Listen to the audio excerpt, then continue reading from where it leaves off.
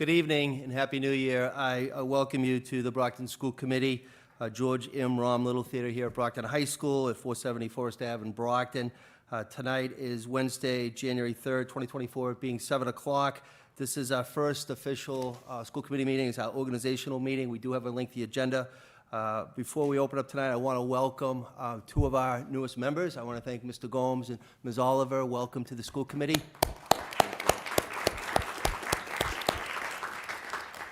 I also want to congratulate everybody for being sworn in on Monday at the inauguration and looking forward for all of us to work together in a collaborative, cooperative manner. Again, at the end of the day, we are here to help the students of the Brockton Public School System. Mr. Rodriguez from Ward 4 reminded me again, if anybody is filming this or taping this, you do need to notify the chair of the school committee. Is anybody filming this tonight? No. Other than BCA? BCA can film this, and we appreciate they did. So I do need to read the following into the record, if I could. Dear visitors, welcome to the meeting of the Brockton School Committee. This is the agenda that will be discussed this evening. Please note the hearing of visitors is included. We do have community members that have signed in.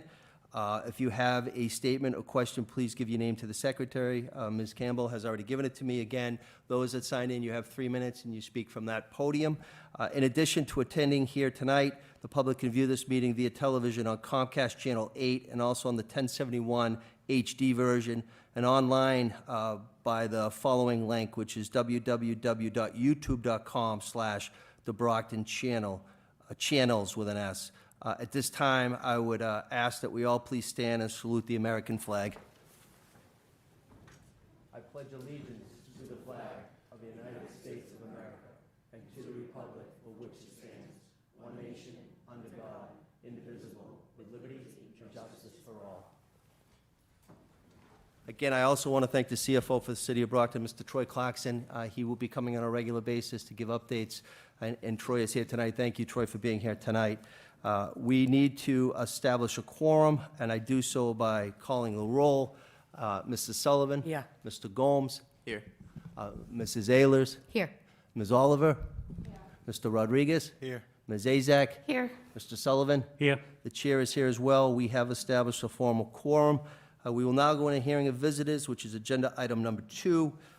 The first, it's actually 2 individuals that signed in, but Mr. Jim Stapleton, 90 North Ash Street here in Brockton, importance of Vice Chair, and Kiera Morera. So again, if you could come to the podium at this time.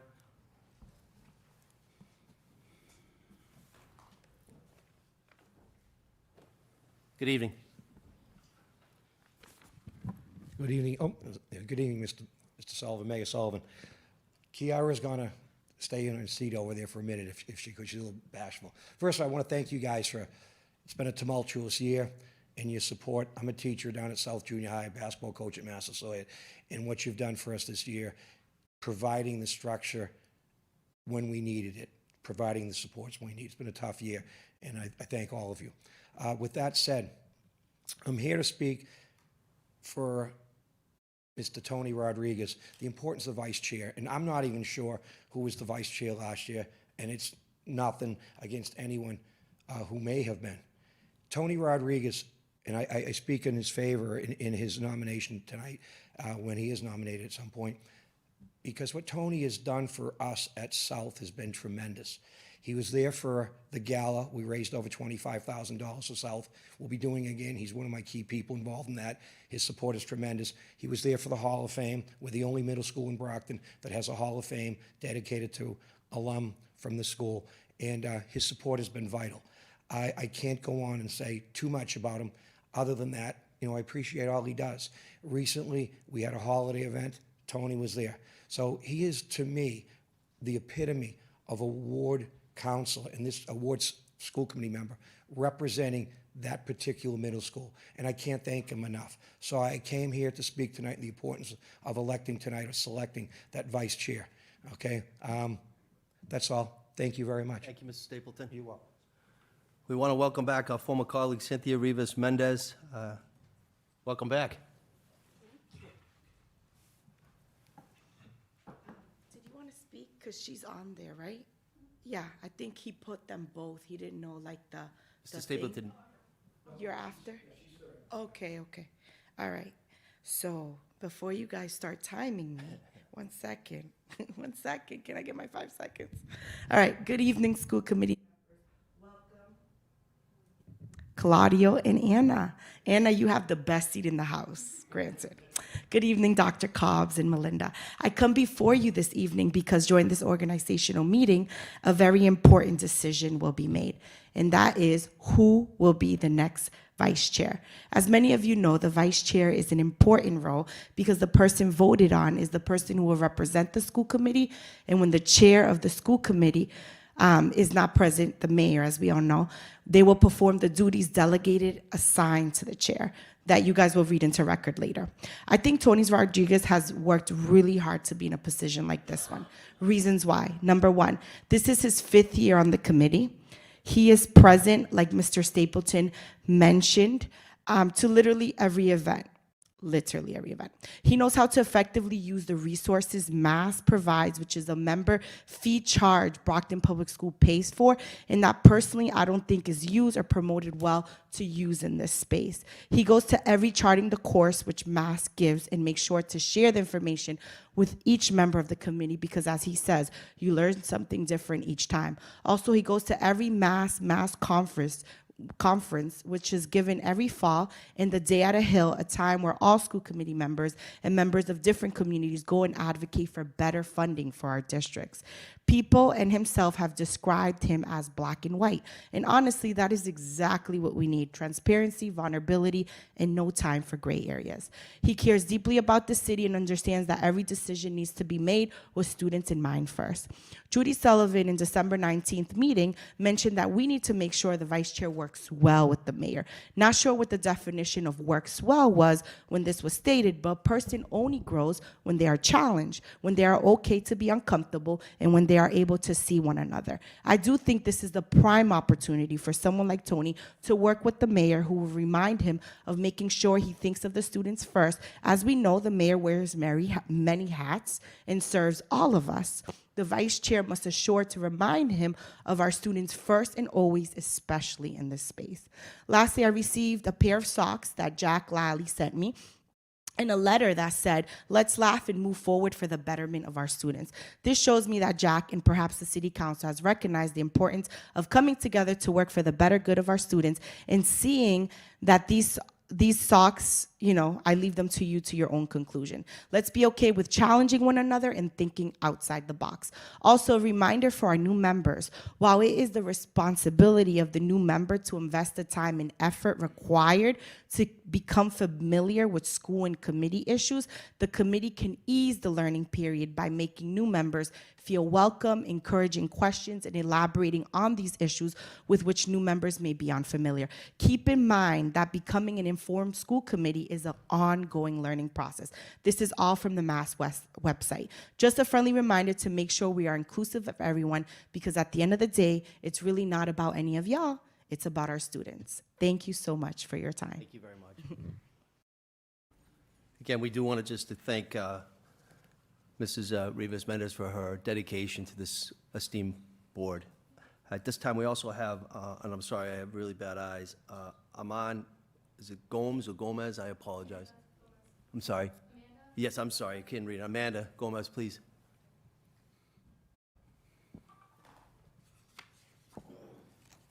Good evening. All right, is this working? Good evening, everyone. My name is Amanda Gomez. I'm a teacher at South Middle School. I also wear many hats. Not only am I just a teacher at South Middle School, I've also am the head of the student council along with the head coach for the cheer club. And with wearing many hats, I've also put together many events, such as helping Jim Stapleton with the gala last year, putting together a holiday party as well. One other event that he forgot to mention was our family engagement night, our back to school bash that Tony also attended. So along with, I don't know how much time you have in your day, but I don't know how you're making it to all these events, but he is definitely a key person in communicating with our parents, keeping our community involved in our schools, and making that bond a lot tighter and closer. So I am also in favor of Tony tonight, and I just want to say thank you all for putting in the hard work that you guys do every day. Thank you, and thank you for what you do in the city as well. We do have one last individual, Mary LaCivita, please.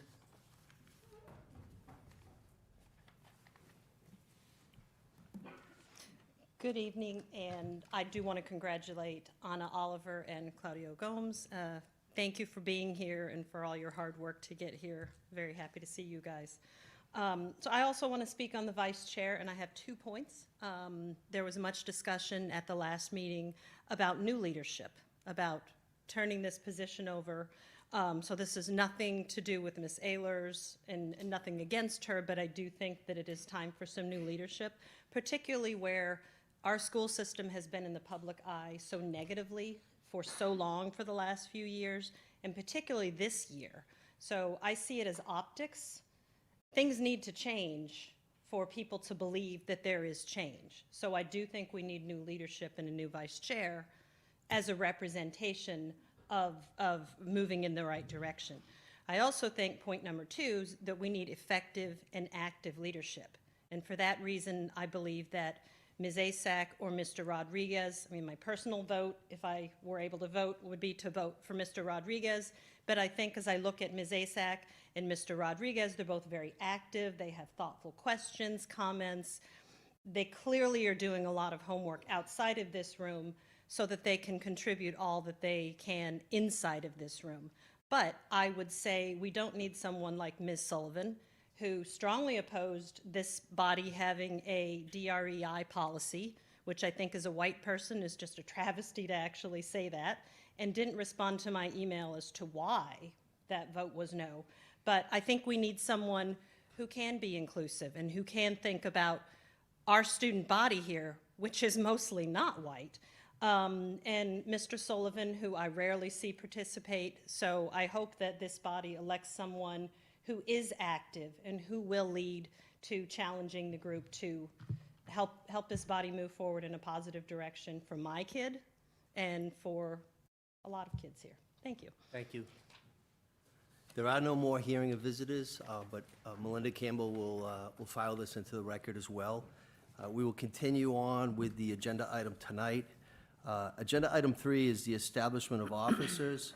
And again, the officers are, other than the vice chair, which will come up at a later agenda, the chair, which is the mayor of the city of Brockton, and the secretary, which is the superintendent, in this case, the acting superintendent, Dr. Jim Cobbs. So we need to establish the officers at this time. Ms. Azak, please. I'd like to make a motion to appoint Dr. Jim Cobbs, acting superintendent, as the secretary of the school committee. It's the form of a motion. Is there a second on that, please? I second that. Motion, just for the record, motion was made by Ms. Azak, properly seconded by Ms. Oliver. There are no Zooms tonight, so we'll just do a roll call. It's just easier. Mr. Sullivan? Yes. Mr. Gomes? Yes. Mrs. Ehlers? Yes. Ms. Oliver? Yes. Ms. Rodriguez? Yes. Ms. Azak? Yes. Mr. Sullivan? Yes. I also may yes. Congratulations and thank you for your service. I believe we have to entertain another motion relative to the chair. Ms. Azak, please. A motion to appoint Mayor Robert Sullivan as chair of the school committee. It's a form of a motion. Is there a second? Second. Form of a motion. It was properly seconded. It was made by Ms. Azak, properly seconded by Mr. Sullivan. We will read the roll, please. Mrs. Sullivan? Mr. Gomes? Yes.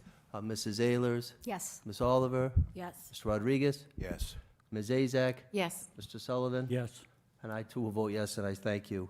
We will go on to Agenda 5, election of vice chair, and I want to just, as chair and as mayor, I want to thank everybody. I want to thank the hearing of visitors, but I want to thank everybody that really cares about the kids in Brockton, and we can agree to disagree. You know, my mission, when I said my inaugural 2 days ago, and you were all there that were in attendance, is we have to collaborate, we have to cooperate, we truly have to. You know, a year ago at this time when we sat here, none of us knew about a multi-million-dollar deficit. We didn't. I also want to thank Mr. Rodriguez for what he said at Thorny Lee. At the end of the day, we will get through tonight, however the vote is to vote. But the goal has to be to work for the kids of Brockton. We also have to get through this deficit, and Mr. Clarkson's going to give us some really good updates tonight. Attorney Mello was here, Peter Mello was here, and Anna and Claudio, you'll meet with Peter Sarah Spotiford is also one of our attorneys. She'll be joining us later. I do also just want to say that we have a revised, and it was posted duly, a revised agenda, which we will have an executive session tonight, but we will be coming back in. So at this time, the election of the vice chair is Agenda 5. And the format of the election of vice chair is such, to the new members. I will, as chair, open up nominations. So at that time, a candidate can be nominated, and then we will get a second. And once there's a first and second, that name is on the ballot, for lack of a better word. I will then open up for other nominations. As chair, again, that person. I will continue to do that until the vote of this body is to close nominations. And at that time, we will close nominations. I will do a roll call vote relative to who you support that has been nominated, whatever candidate's nominated. Any questions on the process? Seeing none, at this time, the chair will open up nominations for vice chair for year 2024. Is there a motion to nominate? I will go to Ms. Azak first, please. Thank you. I'd like to take a moment to nominate Tony Rodriguez as vice chair for 2024. And I just want to make Mrs. Rivas-Mendez had made some of the points that I was actually going to bring up. This is his 5th year. I've worked, side by side with Mr. Rodriguez. He's very familiar with our policies, our procedures. He's very knowledgeable when it comes to things that we need to look at. And he does reach out to Mask on a regular basis. So, that's the other thing. And he is in the community. So yes, we do serve on this committee, but it's also very important to be out in the community and connect. And our community involvement, our community presence is very important. And the vice chair, we might not all agree on the same vice chair, but it is important that whoever it is in the community, because you are representing the majority of what the committee wants. You can't have your own agenda. You are representing the committee. So that was my reasoning for nominating Mr. Rodriguez. I believe he's earned the position, 5 years and very, very involved. So I'd be comfortable with him as the vice chair. Thank you, Ms. Azak. There is a motion. Is there a second relative to Mr. Rudd? Okay, Mr. Gomes, do you want to speak on the motion at all at this time? Not right now. Okay. So, Mr. Rodriguez there's a motion made, it was properly seconded. He has been officially nominated as vice chair. And then, are there any other nominations for any membership? Mr. Sullivan, please. Yes, I'd like to nominate Ms. Kathy Ellers as vice chair. A motion was made by Mr. Sullivan. It was properly seconded by Mrs. Sullivan. Any comment on the motions from any of the members? Tim Sullivan or Judy's Tim Sullivan, please. Yes, I just wanted to say that Kathy Ellers was vice chair last year and went through a real rough year. We had a lot of things happen, and Kathy has held us all together, and I think she deserves another year. Thank you, Ms. She did a Sullivan. great job. Thank you, Ms. Sullivan. Ms. Sullivan, do you have any comments on the motion? Yeah, I'd just like to add that Kathy is there for all the members, and that's what is really needed. So I thank you, Kathy, for everything that you've done, because you've done a lot. And I thank you, and I really stand by you for everything that you've done. Thank you. Thank you, Mr. Sullivan. I will now entertain an additional third motion. Are there any other names or any other candidates being put into nomination tonight to be considered for vice chair for 2024? Second time, are there any other names to be put forward this evening? Third and final time, any additional names to be put forward? Seeing none, I'm going to close that part. We have 2 candidates here, Mr. Tony Rodriguez and Ms. Kathy Ehlers, that are nominated among this body. We will do a roll call vote. I do want to just clarify, I know there were some questions at the last legislative meeting about the chair voting. And with all due respect, I want to just say that Mr. Mello and Solicitor Bridges is here. The chair is a lawful voting member. Actually, Robert's rules and our own policies encourage the chair to vote. I have always voted. I can't speak to other mayors. I know Mr. Rodriguez has done, and I'm thankful for him, due diligence on other mayors. I can only talk about what I do as mayor and as chair. So at this time, again, just to clarify, we will go around. You will say the name. It will either be Mr. Tony Rodriguez or Ms. Kathy Ehlers.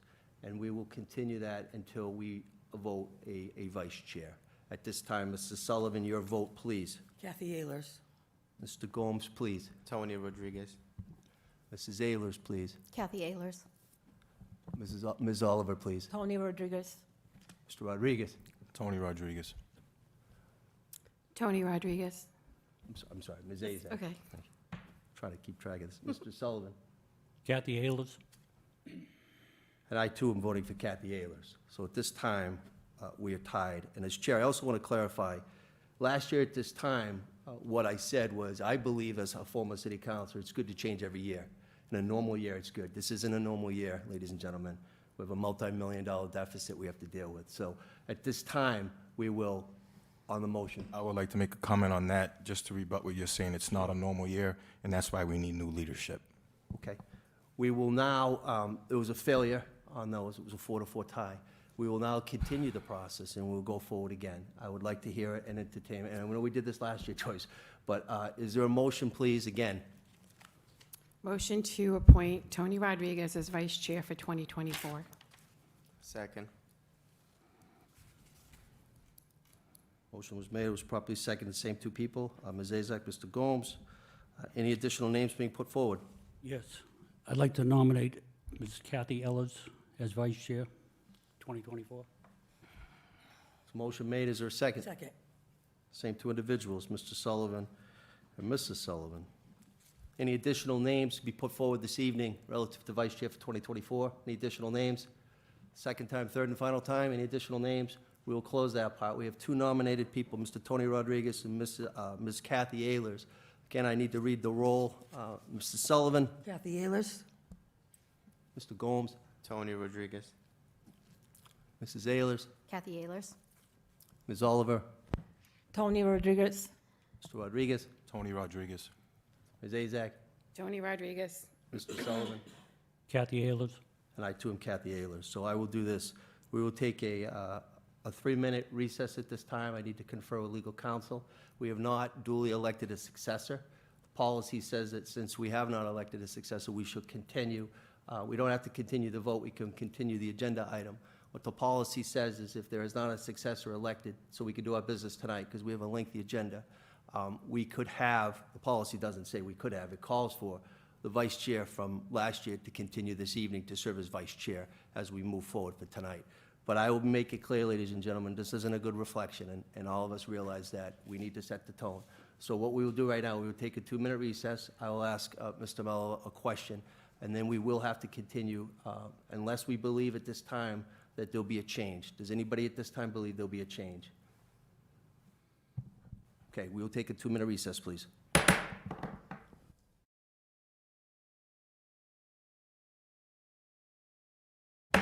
We are now back into the school committee meeting, organizational meeting. We are on agenda item 5, election of chair, vice chair. We will do another round of votes at this time. I do want to make it clear, I want to thank both Tony and Kathy. We will get this squared away. This isn't great for the newest members, but at the end of the day, we have a lot of business tonight on this agenda. So we will continue to move forward. Again, the election of vice chair at this time. Mr. Gomez went to the bathroom. Oh, I'm sorry. Could I entertain a motion to just hold it till he comes back? Motion to, We'll just recess. Oh, We'll recess. just recess for, this time it will be 2 minutes. okay.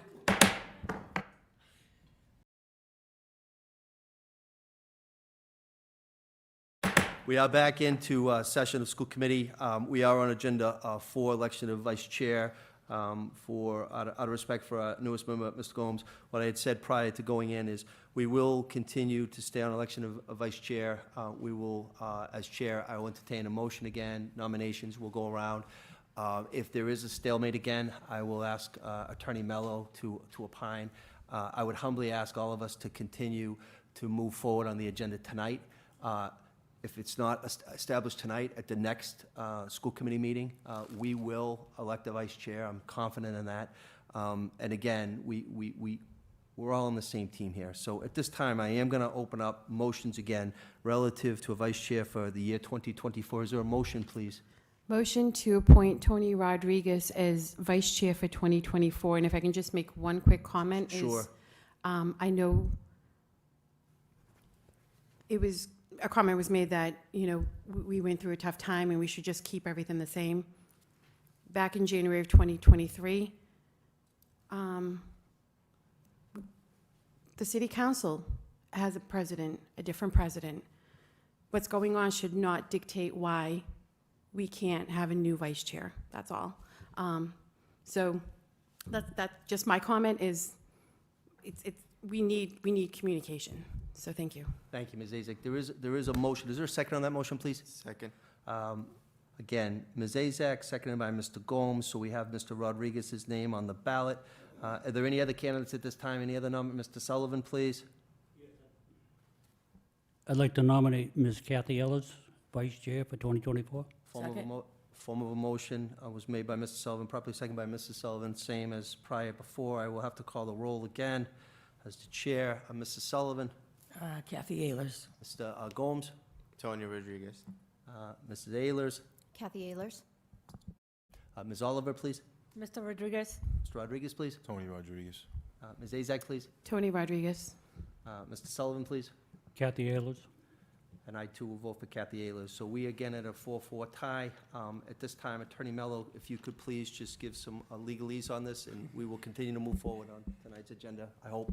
Sure, thank you, Mayor, I'm happy to. So in my view, the policy that governs this process, policy BDA, School Committee Organizational Meeting, doesn't explicitly address what happens or how to proceed when you've had multiple rounds of voting and effectively, an impasse or a failure to elect an officer. So in my view, after, a reasonable number of rounds of voting, it invokes ultimately the provisions of Robert's Rules of Order. And just so everyone's aware, as most of you are aware, the policies apply Robert's Rules of Order in the absence of explicit authority in the regulation, or in the policies rather. So in my view, this state of affairs invokes or triggers the application of those provisions of Robert's Rules of Order, which apply in the event that a committee fails to elect an officer. And what it says, I'm paraphrasing, but it says basically when a committee fails to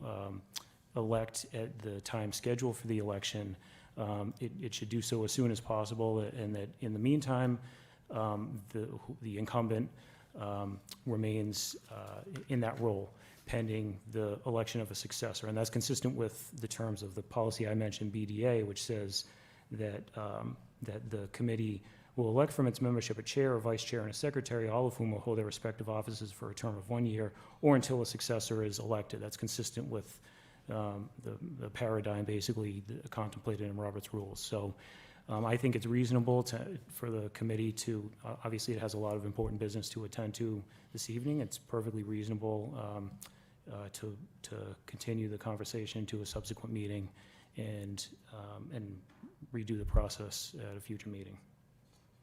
Ms. Chair, at the future meeting I define as the next school committee meeting.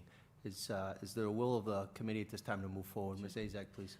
Actually, this is very important, and I think we should have a meeting next week We could call rather than special. wait 2 weeks for this. We do have to get our subcommittees going. We have a lot of work ahead of us I'm to happy put this call on a hold. special. I'm happy to call a special, and I'll I would accommodate. recommend that we do this by next Tuesday. Yeah, I mean, we can call a special. So with that being said, what is the will of the committee? Are we moving on at this time? Yes. So that's the form of a motion. We will move on. Show of hands if we can continue to move on for the agenda tonight. That's a tie, too. Well, we are at a stalemate relative to agenda item 5. So in terms of agenda item 6, explanation of subcommittee assignments, that too cannot be achieved this evening.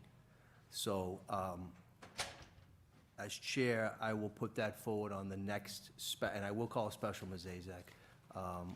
We will have a special meeting next week. I'll work with Melinda to designate that. But there will be 2 agenda items relative to that. As we know, we have to elect a vice chair. We have to elect a vice chair, and we will. Mayor? Yes? Sorry to interrupt. It's important that Mrs. Ehlers and myself, we were still negotiating the food service contract that was not ratified, and we're still waiting, and I reached out to Attorney Spatafor. So if possible, if we can at least nominate, I was the chair of that, myself and Mrs. Ehlers, in case they need anything signed off on, just so we don't hold that up with Attorney Spotterford and maybe appoint another committee member, as we were going back and forth, but we can if we're not appointed to that committee. That's the only thing. So I'm not, again, I'm only one of, 8 on this committee. I'm not opposed to that at all. I mean, ultimately, the subcommittees would have to be ratified at the next meeting, which could be could be at the special, it should be at the special. But I agree with you, that's really an important endeavor that needs to be achieved. For the information of the newest members, subcommittees, and Kathy, do you, because again, you have been the vice chair, could you mind just reading out what the subcommittees are for the newest members?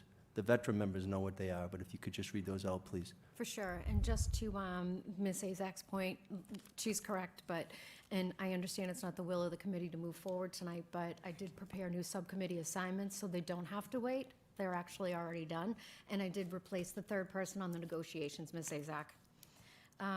So we have several different types of committees, but our subcommittees are accounts review, athletics, building, community schools, DREI, which is diversity, race, equity, inclusion, facilities. We have grievance certified, grievance non-certified. One of us sits on the IT board. We have policy manual, let me correct myself. We have salary, which we have one person that's a rep. We have a I'm sorry, I can't even read my own writing. BEF rep, we have a PAC rep, and we have an SOS rep, and those consist of one person only. And then we have safety, security, safety, and transportation. And then those are just the subcommittees, and we have 4 members that sit on each of those subcommittees. But then we also have committees of the whole, and a committee of the whole is basically this group without the mayor. And then the negotiations and bargaining units. And so we have negotiations with the BEA that's coming up, custodians, food service, which is what Ms. Azak was mentioning earlier, IBAA and TEA, MTAs and paras, transportation, school police, and access control. And those are all meetings and all committees that we participate in, aside from the Tuesday evening meetings. And so we try to split it up between 4 of us to sit on every single to sit in every single group, and 3 is a quorum. Any, for the newest members, any questions relative to subcommittees? Okay. As chair, I'm willing to entertain motions, and we can continue to vote, whatever the committee is. To me, in my humble opinion, it looks like it is deadlocked at this time. So what is the will of the committee?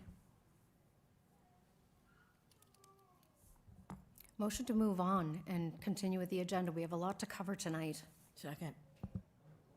So motion made to continue the matter. Again, I do want to state for the record, I will be calling a special next, and I have to ask the solicitor, is it Tuesdays or Wednesdays? The first organizational is Wednesdays, but then we can go back to Tuesdays? Okay, so it would be next Tuesday evening, if that meets the schedule at 7 o'clock here, and you'll be duly noticed. But any objections relative to just continue to move some of the agenda items tonight? Seeing none, we will continue to move some of the agenda items tonight then. There are Agenda 7, which is the approval of the rules and orders of the school committee matter. Is there any matter on that tonight? Any questions relative to that matter? Seeing none. We do have, again, the report of the superintendent of schools. And just for clarification for the newest members, the agenda usually isn't this lengthy in the beginning. Usually we have a hearing of visitors, and then Mr. Cobbs, Dr. Cobbs in acting, goes to the report of the superintendent. And in that is Mr. Clarkson, Troy Clarkson, who you'll all meet, and he is the CFO for the city of Brockton. So at this time, we will continue, and we're going on to Dr. Jim Cobbs, report of the superintendent of schools, A, B, and C under agenda item 8, please, Dr. Cobbs. One Mr. question. Sullivan. You need a motion on that to approve the rules and regulations? Yes, I do. I'd like to make a motion I do. that this committee approves the rules and regulations as written, Second. 2024. There was a motion made by Mr. Sullivan relative to agenda item 7, approval of rules and orders of the school committee, rules and orders of the school committee. It was properly seconded by Mr. Sullivan. A roll call vote relative to that would be Mr. Sullivan, Yes. Mr. Gomes, Yes. Ms. Ehlers, Yes. Ms. Oliver, Yes. Mr. Rodriguez, Yes. Ms. Azak, Yes. Mr. Sullivan. Yes. And I'm a yes as well. We have ratified unanimously the approval of the rules and orders of the school committee. Thank you very much, Mr. Sullivan. I neglected that. We will now go back to report of Superintendent of Schools, Dr. Jim Cobbs. Good evening, Mayor. Good evening, school committee members. This evening, I did not plan a lot for the teaching and learning for report, except for that next week I had planned on the 16th to introduce the new school principal, Mr. Kevin McCaskill. I could do it since we have a special meeting, we could do it then. That'd be wonderful. So I'll change to the 9th, okay. And also at that time, I'll introduce the new interim school business office administrator, which you'll vote on tonight. That's all I have. Any questions of the membership for Dr. Cobbs at this time? Seeing none, we do have Mr. Clarkson here, the CFO for the City of Brockton. Troy, thank you for being here. That's agenda item B, update from City Chief Financial Officer Troy Clarkson under Section 8, Report of Superintendent of Schools. Mr. Clarkson, good evening.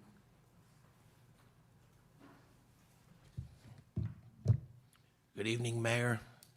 Good evening, members. I apologize for my voice. I'm a little under the weather, but I thought it was important for me to be here to introduce myself to the new members and to give the entire committee just a brief update on what has transpired since the last time I visited you. As you know, just before Christmas, the Brockton City Council took an important vote to transfer approximately $18 million into the fiscal year 24 budget for the city. The express purpose of that vote was to address and extinguish the FY23 school deficit. The source of those funds was approximately $7.9 million from what we call the Chapter 324 Special Reserve. Chapter 324 of the Acts of 1990 is a special law of the legislature that actually created my position about 30 years ago. And the city, ever since then, in accordance with that law, has been putting money excuse me, into this special fund. So the balance in that fund was approximately $7.9 million, and we used all of that. In addition, we used $2 million in certified free cash from the city. And with the collaboration and at the request of the Department of Revenue, we actually increased our revenue estimates for local receipts. Those are things like building permits and licenses and investment income for this year to be able to have the additional revenue to address the school deficit.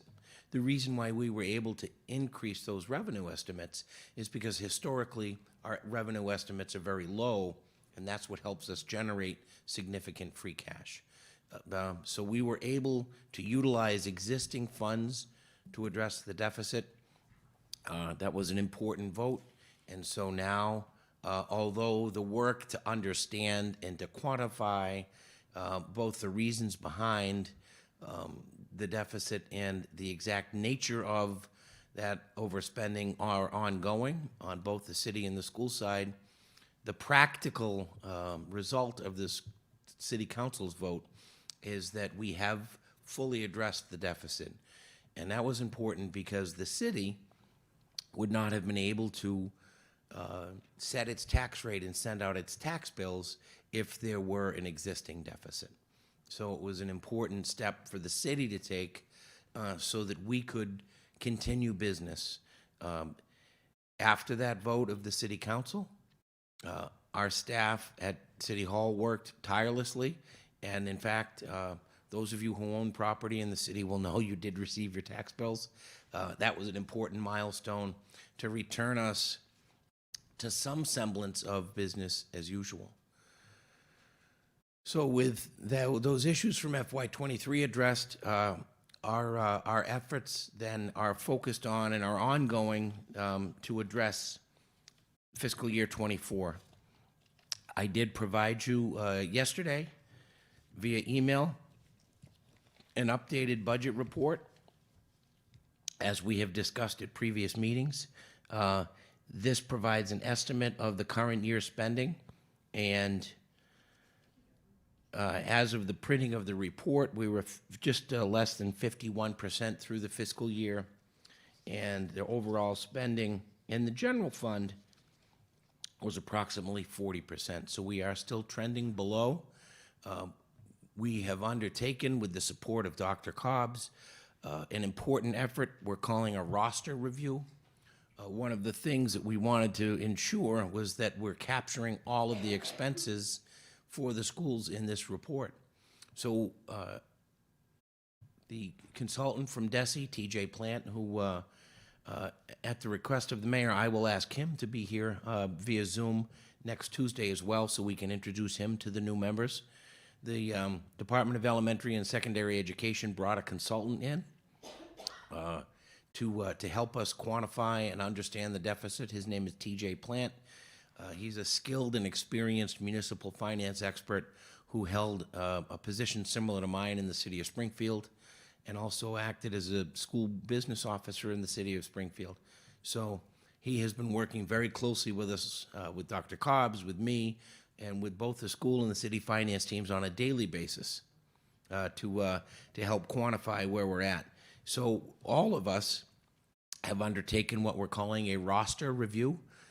We took the records that we have with the information that we have in Munis, the city and the school's accounting software, and reached out to each principal in each school and asked them to provide a roster of the people that were working there.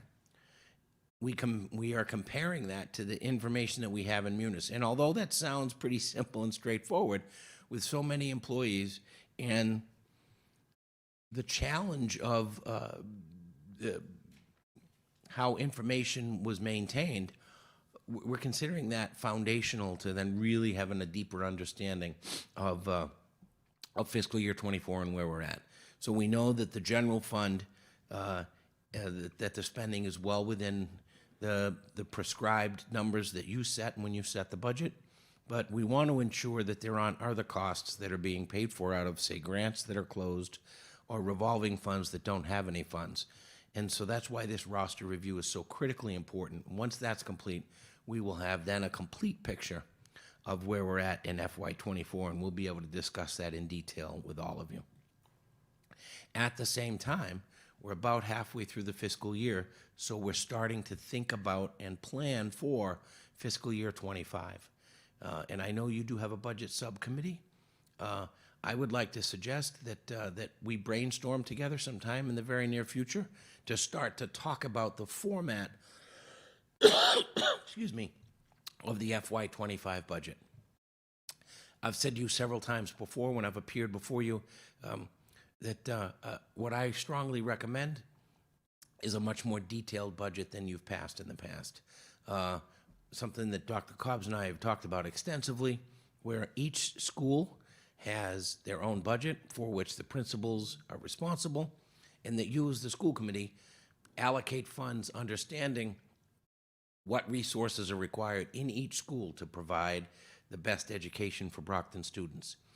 And I think that will provide not only you with the best information you need to decide where the money should be allocated, but it will really help the public understand what the policy priorities are of this committee and where you think the funding should go. That's going to take a tremendous amount of work because it's going to be in a very different, much more decentralized format than the budget is in right now. I believe and would suggest to you that that is critical in taking the next step forward in transparency and really understanding how the money is allocated. So I would just ask that as you start planning as a committee for next year, that you allow me to participate in those deliberations, and our finance team, as well as the school finance team, will have some suggestions for you. We're very much looking forward to the interim school business officer starting work, pending your approval, of course. That, too, will be an important step forward in providing that link between the city and the schools. Your team has done a tremendous job, but there's lots more work to be done, and so having that pivot person that can be the link between Dr. Cobbs and me on a daily basis will be very, very helpful. So that's really a snapshot of 3 fiscal years at once, 23, 24, and 25, and I'm happy to answer any questions. Mr. Clarkson, before I open up the committee, it's our belief, talking to the city council, that this year's budget, FY '25, there'll be a dedicated evening just to the Brockton school budget. In the past, the school budget was wrapped into other departments, but it's going to be treated, and we want to congratulate Moses Rodriguez, Council Lodge, as the president for this 2024, but we believe that the school is going to have a dedicated evening, so I just wanted everybody to know that. And then also, do you mind giving an update relative to community schools, how that is going to be in the next budget? Sure, thank you, Mayor. That's a great example of some of the improvements, I think, that we're proposing, and some of the practices that we've uncovered that we think we can really change to bring a better understanding of how the resources are allocated. So community schools, as you know, is a very important part of the organization. They provide services to students of all ages in the city. They have been traditionally operated in a revolving fund, but we now know the revolving fund doesn't always capture enough revenue to support the operations. What I can tell you is I have knowledge in other communities. Community schools are actually a department of the schools, and so what we're going to suggest to you, to the school committee, is that when you set the budget, community schools is part of the general fund budget of the Brockton Public Schools, and any revenues that are realized come in as general fund revenues. That way, we can be certain that the programs for community schools have adequate funding for the year. You can decide, based on your ability to allocate resources, what of those programs are important, so how much community schools gets. But the revenue will come in as general revenue, so there won't be a challenge that at the end of the year, if they haven't raised sufficient funds to support the efforts are ongoing. Let me give you a city-side example. The city council every year makes a policy decision that public recreation is important in the city of Brockton. So we operate an enterprise fund to operate the golf course, but have a recreation department, and the costs of running public recreation and parks in the city far exceeds the amount of money we take in the enterprise fund. But the city council makes a conscious vote and a policy decision every year to subsidize public recreation because it's an important public service by the city. I would suggest that community schools is similar, that you have the ability to make a policy statement that community schools is an important resource for the city, and it should be funded as part of the school's general budget. So those are the kinds of improvements we're trying to make to how the overall budget is funded, so that, again, you and the public have a greater understanding of the level of detail of where those resources are being allocated. Thank you, Mr. Clarkson. I'm going to open up to the committee now. We'll start with Ms. Azak, please. Thank you, Mr. Clarkson. Just a quick question. Earlier on, you had mentioned you emailed us something. I apologize, I don't have anything in my email. Do you have a copy of it? I do. What I typically do is send it to Dr. Cobbs and ask him to distribute it to you. I can leave this with you here. This is the regular report that I provide to you I'm not every sure if meeting. anyone else got it. I know I didn't receive anything. Did you get anything, Dr. Cobbs? No. Yeah, we do. We should make it a policy. You got it, Mrs. Sullivan? Yes. Oh, okay. So going forward, what I'll ask Troy is, thank you you can CC Dr. Cobbs, but we'll send it directly to the emails attributed to all the members. That way Sure. nothing can How ever did get Mrs. lost. Sullivan get it if Dr. Cobbs didn't get it?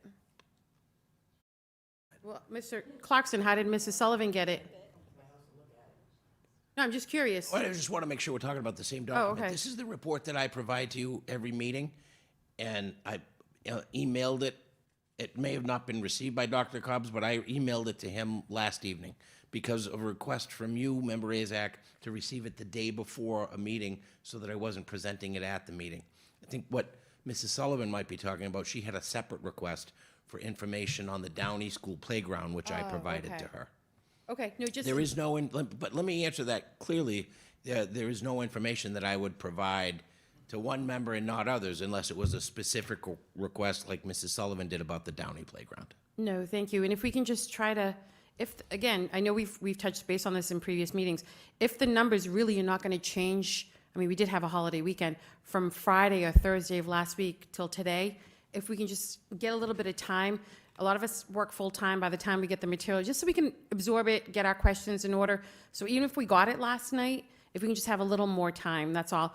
Again, and this is not just you, it's everyone, I think, moving forward, we need to make that an official policy to get us our material, at least by the packets to Mrs. Campbell ahead of time, so we can, better serve our community and have the proper information.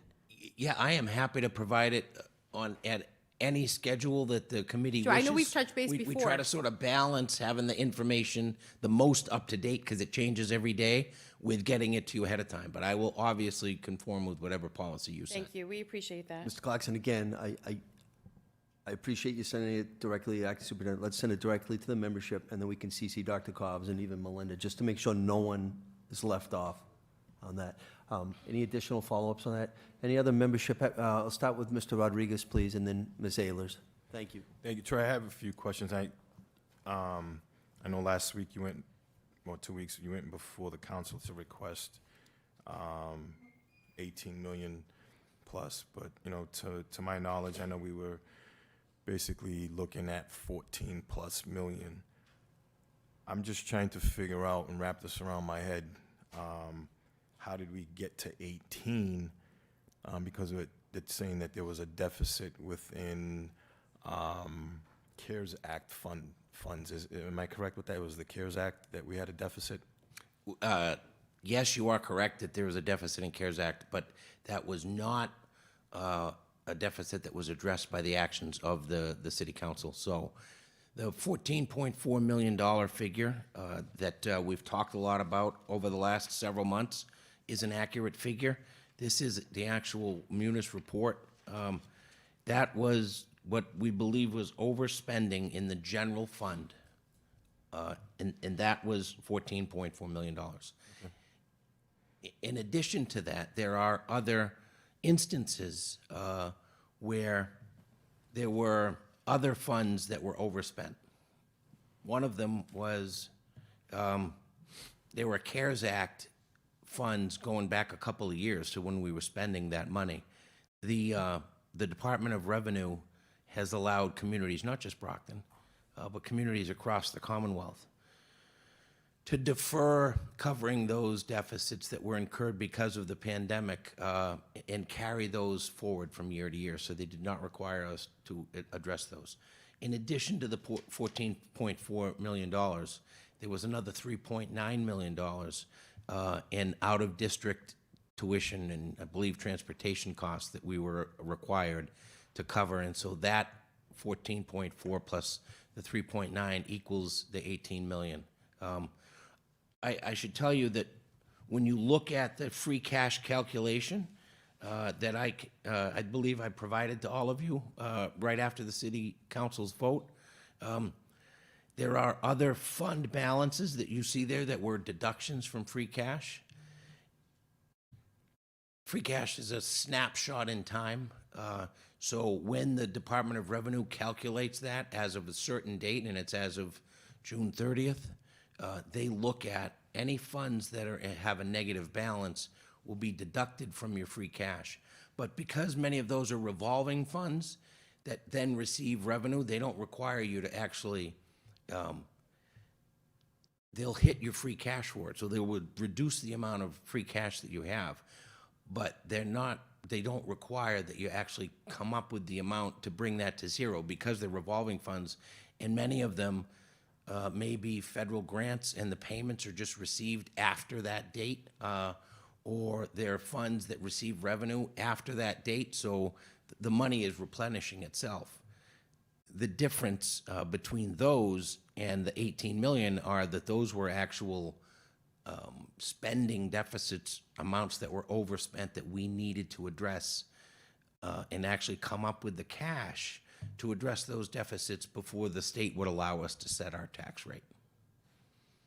Okay, so when did we actually realize that there was a 3.9 million? Like, when did they actually find out?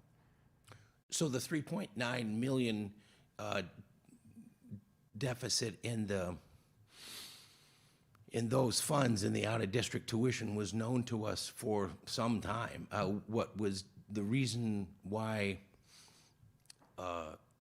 we had to address it? We were working very closely with the Department of Revenue on a regular basis, and really sort of going back and forth and trying to decide the best way to address these the deficits, and whether or not we could use a reduction in free cash, or whether or not we would have to actually come up with the money to satisfy them. So it was really a back and forth over the course of many weeks with the Department of Revenue about the best strategy to address that. So when you say for some time, is it a month, 2 months, a year, 6 months? Like, I'm just trying, because, you know, we're under the impression that we are at a 14 plus, and then I hear during the council that there's a 3.9, but this body was never notified that we had that deficit. So I'm just trying to figure out, like, who knew what, when, what, yeah. how? So I wouldn't say that respectfully, Mr. Rodriguez. The discussions about issues with out-of-district tuitions is a discussion that has occurred before this school committee, before the city council, long before this school deficit was revealed. I mean, it's an issue that plagues virtually every school district, but certainly this school district on an annual basis. So the issue about the challenge of out-of-district tuitions is not anything new for this committee.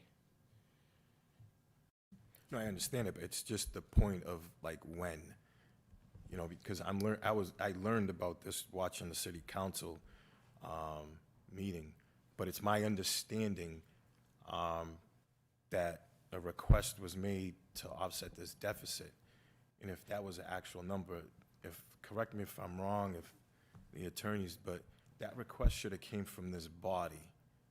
The school committee's requesting these amount of funds to cover these costs because of the deficit, forwarded to the mayor, and then it goes to the council. I don't recall that ever happening to this committee. I don't believe that procedurally that's No, correct, I'm but you just can what I'm certainly asking, check with the attorneys, because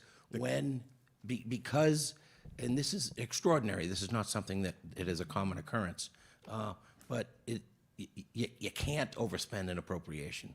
I understand it occurred, but it's not something that's allowable. But because it occurred, it became the city's obligation to address that deficit. So I don't believe, but I'm happy to stand corrected, that there was any role for the school committee. Once the deficit existed, the city had to address it in order to set its tax rate and send out its tax bills. No, that's why, you know, I'm asking, because I do understand it, you know, for you to correct me if I'm not understanding this properly, but any department across the city, if they're dealing with overtime costs, they do make that request to the mayor's office, and the mayor's office with you go in front of the council and make that request, correct? Yes. So we're our own department, we're the school department, so if we need funding to offset our deficit, that should have been brought to this body. Well, if you're talking about prior to June 30th, I would say probably you're correct. Yes, absolutely. Once the fiscal year closed for the school department or any other department, the deficit then becomes the responsibility of the city to address it. But I think you're getting at the heart of maybe a missed opportunity prior to June 30th to have some discussions about those challenges. So on June 30th, this is very important here. I mean, everything's important. You have to close the books on June 30th, correct, the city? Right. So if you can't close the book, you know, close the books in June 30th, where do you go? What's the process beyond that? Like, who do you notify? How does that work in order to close the books? Well, so the books close on June 30th, right? That's the end of the fiscal year. But in any municipality, that's not the last day that you have any activity or action for that year, right? There are months of work that occur after that. In terms of accounting, there are some bills, for instance, on the city side, although the fiscal year closes on June 30th, you don't have every bill in hand, right? But as long as the service was provided in that fiscal year and you get those bills, you can pay those bills afterwards. And so there's always activity that occurs after June 30th related to the previous fiscal year. But the city has to then, once the books are closed, there's lots of different filings with the Commonwealth, again, in every community, to officially close out the year, to certify your free cash. And just to do a very, very quick refresher, the basis of free cash is any budgetary funds that were allocated but unspent, and any revenues that were received in excess of projections.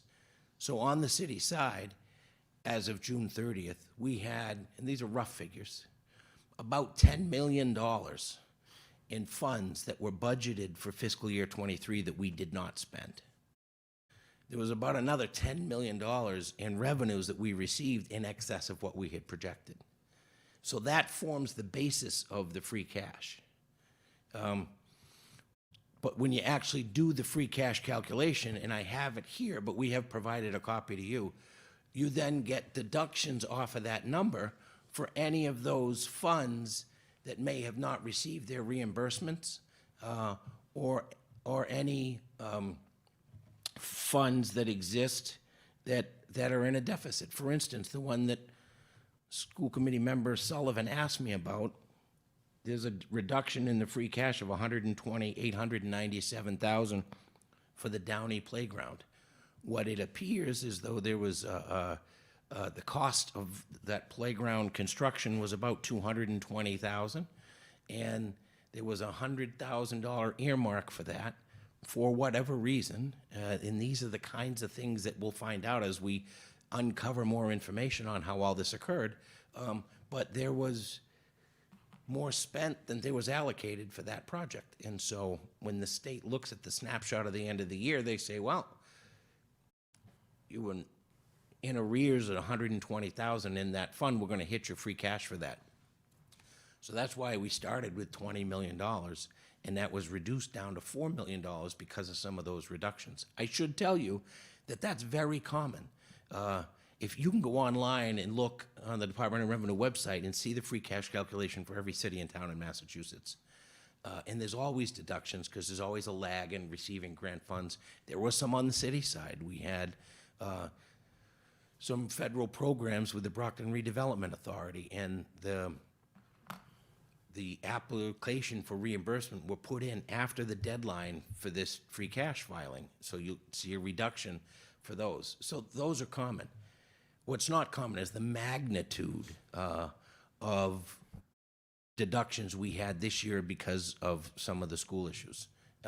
So that reduced free cash to a point where we didn't have enough on hand to cover all of the deficit.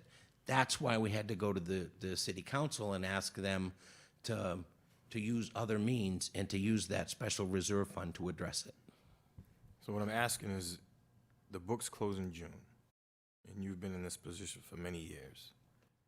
When do you actually notify the OR that the books are legit, everything's matching up, that there's no discrepancy? It honestly varies from year to year, but it takes usually a couple of months at least to put all of that information together, particularly in a community this size where we're spending $500 million. So, but in June, you do have a clear idea that you're going to be able to physically close the book and there's no discrepancies? Well, we rely on the information that's in Munis. I mean, certainly, I can tell you on the city side, yeah, I was able to report to the mayor at the end of June that it looked like, you know, we had about $10 million in budgeted but unspent funds, and that was really good news. We track, on the city side, those revenues and the expenses in each department on a monthly basis. And so I sit down with the mayor and I sit down with department heads and look at trends.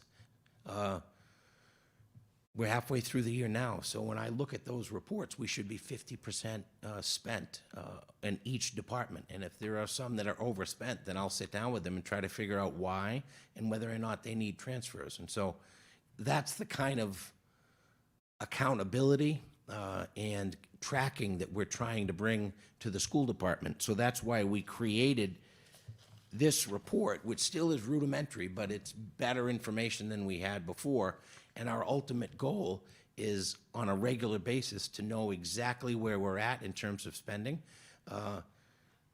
so that when you ask me on any given meeting, where are we at, Troy, I can tell you. We're not there yet, but we're making progress. On the school side, what's your oversight when the city's closing their books? Isn't it one whole package deal, or is everything just separated? In my experience, both here in Brockton and other places where I've worked, there are two distinct operations. When you actually do the sorts of filings I was talking about, free cash, setting your tax rate, all of the school information has to be part of that. But that direct end-of-year calculation is generally done separately. So meaning that, like, the school department knew in June that our books couldn't be closed, your office was notified that that couldn't happen. Am I correct, or am I? If we're speaking specifically about fiscal year '23, no, it was a little later than June 30th. Literally. All right, thank you. Thank you, Mr. Rodriguez. I think Mrs. Ayler's followed by Ms. Azak. Unless any members haven't asked any questions, we'll go back for a follow-up to Ms. Azak. Ms. Ayler's, please. Thank you, Mr. Clarkson. Appreciate the update. I want to go back to something that you had said a couple of minutes ago, and I sort of want to put you on the spot, and I'm going to apologize in advance for putting you on the spot, but you did say that TJ Plant was able to identify the 14.4 that was essentially missing from the general fund. So can we say now, I realize we're still doing an investigation, but can we say that the 14.4 was, right now we know that it was an overspend out of the general fund? Yes. Okay, and so that we've identified, at least in the audits that we've done so far with DESI, TJ Plant, Open Architects, that sort of thing. So when I provided the information to the city council asking them to address the deficit, one of the things I provided, and I'll go back and double check, but I believe I forwarded that email to all of you, but if not, I'll make sure that I do. This was the information I provided to the city council. And one of the documents I provided to the city council was a summary page from Munis, from the Brockton Public Schools, that shows $14,384,000 in the general fund that was overspent. Okay. And then the only other question I had for you is, if in fact, back to Mr. Rodriguez's question about the 3.9, if in fact we did not have the deficit of the 14.4 million, would we be realistically discussing of almost $4 million deficit because of the 3.9 that has now kind of reared its ugly head? I'm just curious. Well, so we've addressed that 3.9, but as I said, I mean, you hear the term circuit breaker all the time, right? And those are monies that the Commonwealth, the legislature provides to address special needs tuitions, out-of-district tuitions, transportation related to those costs. And that's an issue that has plagued school districts across the state. So having a deficit in your out-of-district tuition is not at all abnormal. I think in this instance, that amount was certainly high. And because of the other issues, we didn't then have other revenues to move around to address it. So the existence of the existence of the Thank you. Mr. Clarkson, please. the existence of the deficit in those funds is something, a long-term issue that needs to be addressed, I think, with the assistance of the legislature, and they've done a great job with the Student Opportunity Act, but these issues of out-of-district tuitions continue to be a problem.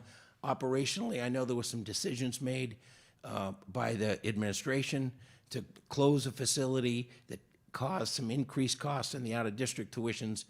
I'm not an expert on that, but it's something that TJ And both the city and school finance teams are trying to watch very closely for this year to, our overarching goal, of course, for this year is to prevent any further deficits.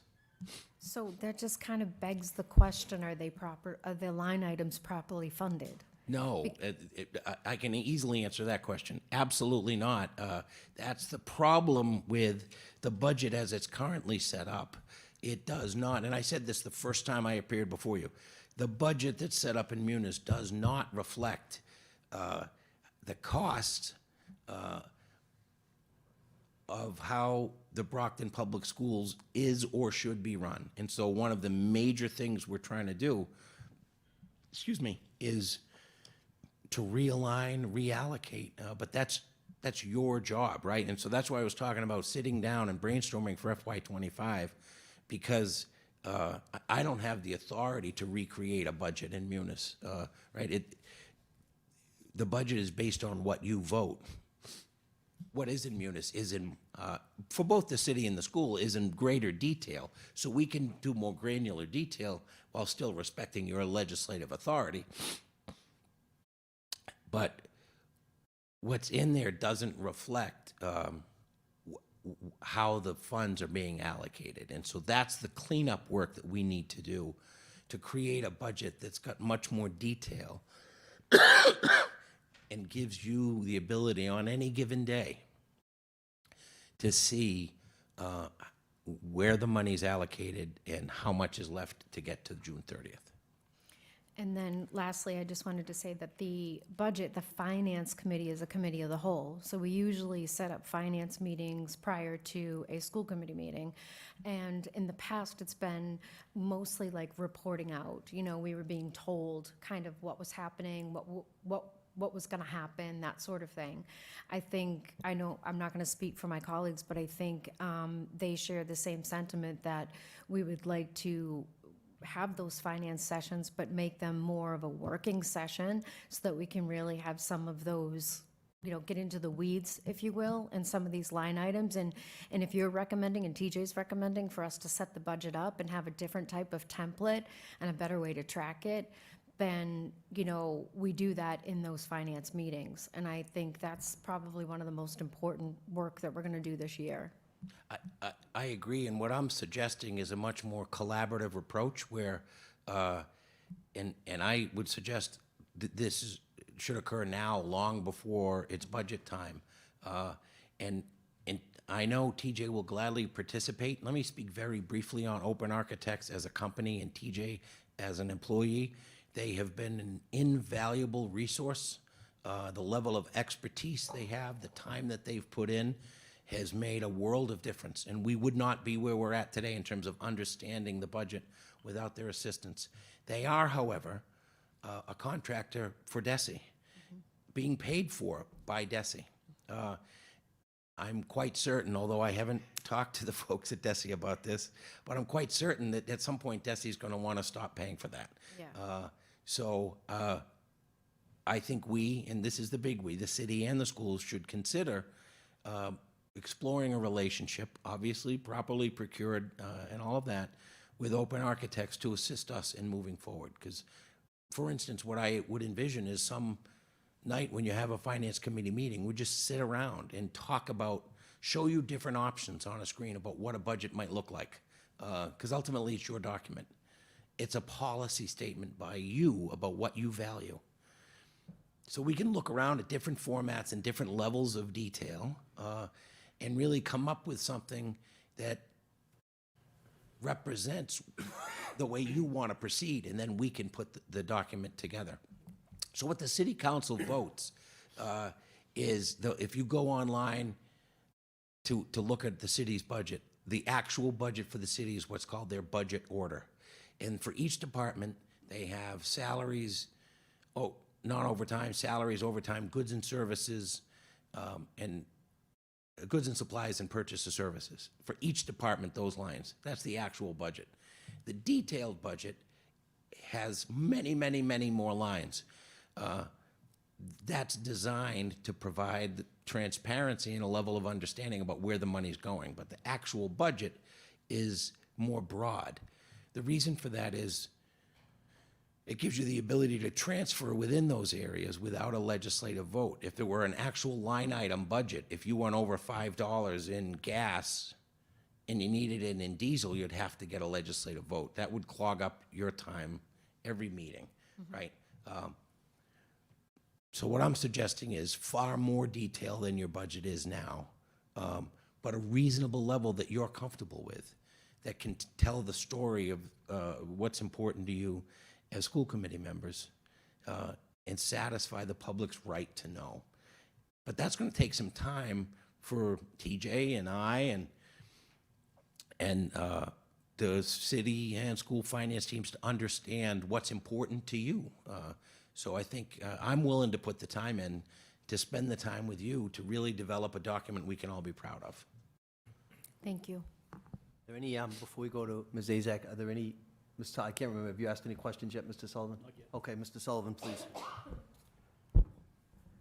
No question, just a comment. I just wanted to thank you, Mr. Clarkson, for your report tonight and all the work that you have done to get us to this point where we are now. I think I'm fair to say you're doing 2 full-time jobs, working for the city and the school, and I just wanted to thank you for that. Thank you, Mr. Sullivan. Are there Thank any, you very much. any members that haven't asked any questions? Seeing none, I'll move back on to Ms. Azak, please. Thank you, Mr. Clarkson. I just have a quick question. So when I was watching the city council meeting where you presented and our chair, the mayor presented, unless I missed it at one of our meetings, I was not aware that the funds for the CARES Act, that some items were rejected. I don't believe our committee was ever notified of that. I'd like to know what items were rejected, and can we resubmit, go through and resubmit? I mean, do they give you a time, like a window of these got rejected? Because I remember when Mr. Petronio came before us and you know, Superintendent Thomas, we were extra cautious, trying to make sure that we used whatever, you know, pre-bought and made sure that we could get as much as we could. But I'd like to know what was rejected, to be honest with you. And I don't remember the committee. And I apologize, I don't mean to come off rude, but it just, I learned a lot watching the city council meeting of info that was not presented to our committee. And it should come to the school committee first. I shouldn't be learning of this at a city council meeting that I learned about the day before. So we need better all around, not just, and I don't mean any disrespect, but the CARES Act fund, I mean, that was a lot of money. And I think our committee should know what was rejected. If we can get an itemization as to what was rejected, and is there a window where we can resubmit, see if we can resubmit some items that could have been approved, or maybe explain why we submitted a specific item that they might have rejected, but if we explain, maybe they would approve it, because I believe our, you know, Mr. Petronio was very knowledgeable, so I'm surprised anything was rejected. So let me answer the second question first. No, we cannot resubmit. The $19 million that the city received through the CARES Act, much of that was allocated to the schools. I don't remember off the top of my head, but if you remember when we worked together to do a one-on-one for laptops, that was CARES Act money. And so we do certainly have a listing of what was approved. That was $19 million in spending. And the amounts that the school department is carrying as ongoing CARES deficits, we certainly have itemizations for those that we can provide to you. On the issue of information, the very reason why I'm here every meeting now is to provide you with as much information as possible. I understand that there was a lot of information. Let me phrase it to you this way. The question, the statement from Member Ehlers a few minutes ago about the budget process. In the budget meetings, generally, you were provided information or told things, but it was not interactive. My objective in being a resource for you is that our time together is interactive. And remember, the CARES Act was going back to 2020 and 2021, you know, and so if during that time, the information that you received didn't paint a full picture of where the resources were being allocated, what I can do now is share with you any information we have. The first night I stood before you, I promised accountability and transparency, and I meant it, and I hope I've acted in a way since then that backs that up. So whatever information we have on those CARES deficits, I will absolutely provide to you. But the way we have to address it now is using funds on hand to address those deficits. And I appreciate the information and all the hard work you've put into this. I just don't know about the rest of the committee. I was surprised to learn about that watching the city council meeting, where I don't believe it was ever brought before us. So again, I just feel sometimes we're finding out things, and this isn't directed directly at you, Mr. Clarkson. I just find like we're finding out things on the newspaper, social media, watching the city council meetings. And I think the committee, where we're dealing with this directly, should be one of the first ones to know, especially something like this. I was surprised. I reached out, I spoke to one of the committee members, and I'm like, did you know about this? So I know we also had COVID going on during that time, 2021, 22. We were trying to get out of the COVID. So the pandemic.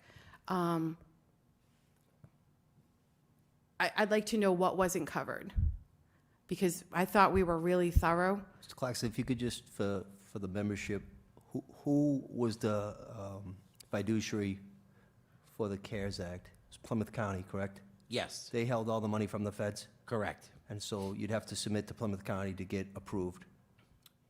Yes, and just going back a few years, so let me be very clear. I'm speculating from memory, but I believe that those CARES deficits on the part of the schools were a mixture of both items that did not qualify for reimbursement and just funds that were expended in excess of the allocation that we had from the county. So, I mean, the needs, frankly, were greater. It was a godsend. I think that Brockton received more money in CARES funding through Plymouth County than every municipality in Massachusetts except Boston. And that's a credit to our colleagues in Plymouth County who decided to take that money from the federal government directly and distribute it. And that's how we wound up getting $19 million that helped us survive those very difficult years. But there were expenses beyond that allocation, and I believe that's the genesis of most of those CARES deficits on the school side. But we'll provide you those details and can have a follow-up discussion about them. Thank you. How long do you think something like that would take, just so we can have Mrs. Campbell keep track? Because I know we're going to be requesting a lot of things here and there, so we just want to keep an eye on it, and just time frame, something like that, couple of weeks? I would say we could have that information to you if you're going to have a special meeting next week, Next Tuesday. we can have a provide special. that to you. Perfect. We appreciate that. Thank you. Mr. Rodriguez, follow-up, please. How certain are you that this 18 million is not gonna balloon up to another amount, knowing that we have an audit that was voted on by this body to be conducted? I am quite certain. I won't say 100% certain because we are still working very hard to understand all of the figures. But I believe all of the information is contained within our accounting software. So we believe that we have both discovered and addressed the entire extent of the deficit. But I've been around too long to be naive enough to speak in absolutes. So I am very confident that the entire team has done a really good job. And I should just take a second and acknowledge, and I do this every meeting, but the people that are working every day on this stuff, and it's both people on the city side who 6 months or a year ago, never anticipated that they'd be working on issues like this with the schools. And the team that worked with Dr. Cobbs as well.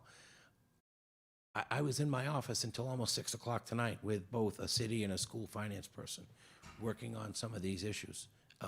So they're doing an extraordinary job and putting in very long hours because they care about this city. So I believe that we have done a very thorough job, and I'm hopeful that we can close out FY23 for good and concentrate now on FY24. Okay. So on the transportation side, there's a shortfall. How are we going to cover that? Like, what funds? Because I know it's going to balloon up more than the 11 that was allocated when it was supposed to be 14. So where is the city going to get the funds? Because I don't think the city council has an appetite right now for the school committee, knowing Well, that we just took 18 million and we still have questions to be answered. The audit's not complete. I honestly believe, this is just my opinion, that there's 18 million. I hope I am wrong, that it's going to actually balloon up. And I think that we are looking at, from my knowledge, deficits that are continuously increasing this fiscal year. So where is the city coming up with this cash to offset? Well, let me first address what I think is a difference of opinion in the premise of the question. You are correct that the school administration requested $14 million in non-net school spending. But the discussions that we had back then were that we, and when I say we, I mean the city, believed, that we could support a little over 11 million in spending, and that we needed to understand how those dollars were being allocated better. So we were only willing to provide 11 million, and if additional funds were needed, then we would have discussions during the fiscal year about providing additional funds. You'll see in the Munis report that I provided you that in the Munis report, it lists the 14 million in non-net spending. I mean, the city council, in a properly posted meeting, voted to allocate $11 million with the full knowledge of the school administration. So that was perplexing to us. Be that as it may, I know the transportation department, and with the previous director, I sat down and met with him, and I know our team, just even today, has had extensive conversations. They made some adjustments in personnel to do some reductions to try to reduce the costs in transportation. So we're working with them to really try to assess the basic answer to your question, and that is the 11 million enough? And I think until we answer that question, then we can't really begin to address where we would seek funds from to address that shortfall, unless and until we know that there is a shortfall. And I know there's been lots of discussion in the public about the cost of transportation, but based on what we're seeing, some of those costs that you're seeing in this Munis report can and should actually be allocated to different funds. Some of the funds that we've talked about, because they are some, there could be some special need costs and there are some out-of-district costs. So the folks at Open Architects are looking at those costs very closely. I think that would be actually a good topic. Transportation itself would be a good topic for an agenda item some night, to really dig into those details. Bring the transportation folks in and try to better understand what that operation is and where those costs are. I sat down with the transportation director, the previous incumbent, and I asked him a question, and I said, "What's your budget?" And he answered very honestly. And this is no reflection on him at all. He said, "We don't really have a budget. When we need money, we ask for it, and they give it to us." So what we're trying to do is to bring a level of structure and accountability to those departments so that when we ask that question, when you ask that question, what's your budget? We all know the answer. So that's concerning because when we vote, everybody has a line item, there's a budget there. For somebody that's running a department to say, I don't know where my budget, I don't know what I have, I just ask. This isn't, Agreed. It's not a candy bar machine. You're not just putting in and you get whatever you get. I agree. That's concerning because everybody has a budget. But, with the transportation, knowing that it ballooned up to, I don't have the numbers in front of me, 3.9, it's my assumption that we were already 4 million below the 11 from the 14, that it's going to increase. And the individuals that give us those fundings is the city council. And going from 14 to 18, that's why I'm asking, how certain are we that we're not going to accrue more, deficit moving forward, It doesn't sit right with me. Nor with me, believe me. So there are two different issues we're discussing here that both have different solutions. So there's the non-net school spending budget for transportation costs, but then there's also available funding from the Commonwealth for some of those out-of-district and special ed costs. And so they're all costs of the public schools, but the way we address them is a little different. So the 3.9 that we had to address was not an overspending in non-net. Those were additional costs for out-of-district tuitions and related transportation costs. So, but I think it would be helpful, again, to have a broader discussion so that we're looking at all those costs together. And that's something we can do in a meeting. I can ask TJ to come as well. I think, should you move forward with appointing the school business manager, the person who was suggested, I think, has some significant experience in these areas and will be a good member to discuss with us as well. Just a final comment, and this is to the school committee members. With my conversation with the newly elected council president Rodriguez and a few other council members, I think that this board needs to create, if this is possible, an advisory committee amongst 4 members from the school committee and members of the city council and the superintendent or the city solicitor. We need to work together and stop pointing the fingers so we can make sure that our budget process is in line, because this is not going to move forward if we don't get their blessings on that side. So I think we should, entertain that when the time comes to, form an advisory committee amongst the city council and the school committee to iron things out and get a clear direction. Just point of information, and I support what Mr. Rodriguez just said. Moses Rodriguez, former mayor, councilor at large, city council president, he asked me if I supported. I do. He wanted to meet on a weekly basis. I'm fine with that. We just have to get the membership, and it's going to be a team effort with the city council and the school committee. Ultimately, the city council approves the money, right? They're the keepers of the money. So when we go before them, it's much better to be working with them and having all the information up front. So we're not there yet. Moses and I will be meeting every Friday, like I did with Suna Castro as president. But what Mr. Rodriguez is something that Tony and I agree, and Moses is advocating for that. And I just think it's the right thing. So we're not there yet, but we will be. Any additional questions for Mr. Clarkson? Mr. Clarkson, thank you. I know you're not feeling well. Thank you for being here tonight. Thank you all very much. Thank you. We'll continue on the report of superintendent of schools. Items to refer to subcommittee. We have not formalized subcommittee as of yet, but are there any pending matters that we need to refer to subcommittee? Yes, Huntington School. Have to decide if the Huntington School will be a pre-K school. Dr. Cobbs. Sorry, I didn't realize. Yes, we need to follow up on, we never did actually take a vote on the Huntington School pre-K proposal. Dr. Cobbs, just for a point of information, do you have a guesstimate timeframe when there has to be a hard date on that? Sooner than later.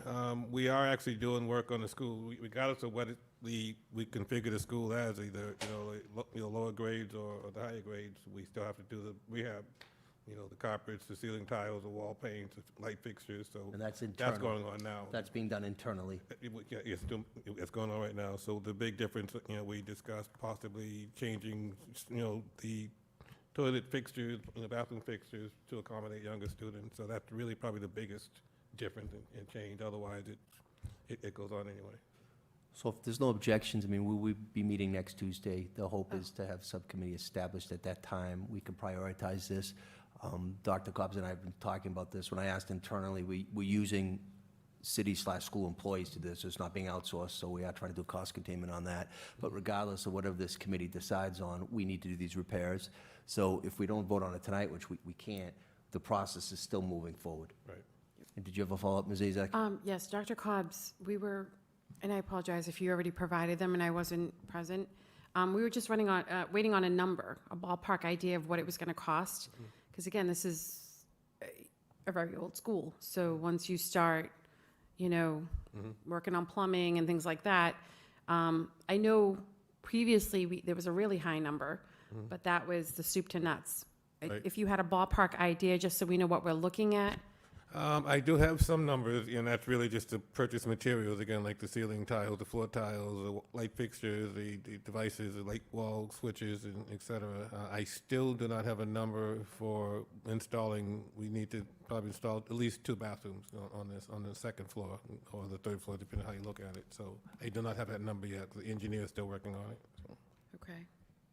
Because I just know for myself that number is going to be my deciding factor as to what we're going to be putting into this building.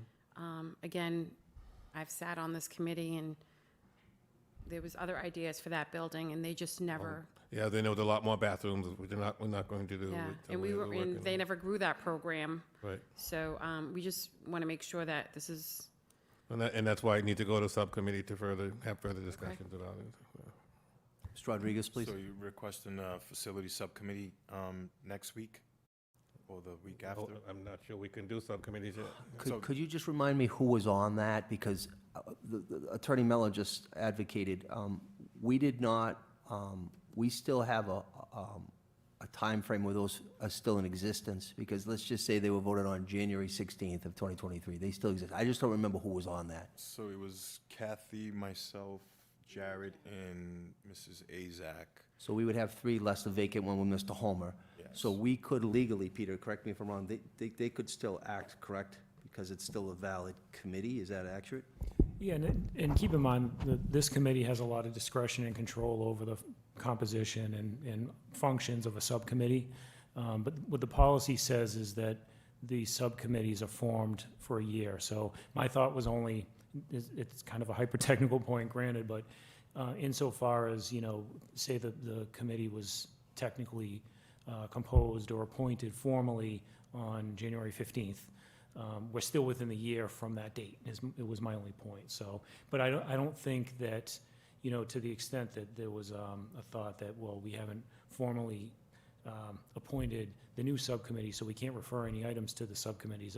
I didn't think that we needed to elevate form over substance in that respect. I mean, I think we can still refer items to subcommittees, and then when the subcommittees are formally composed by this body, they can take them up. But I think even in the interim, assuming that, excuse me, that we're still within the 1-year time frame from the point at which the committee formally voted to appoint last year's subcommittees, then I think as again, a hyper-technical matter, they're still able to act within the 1-year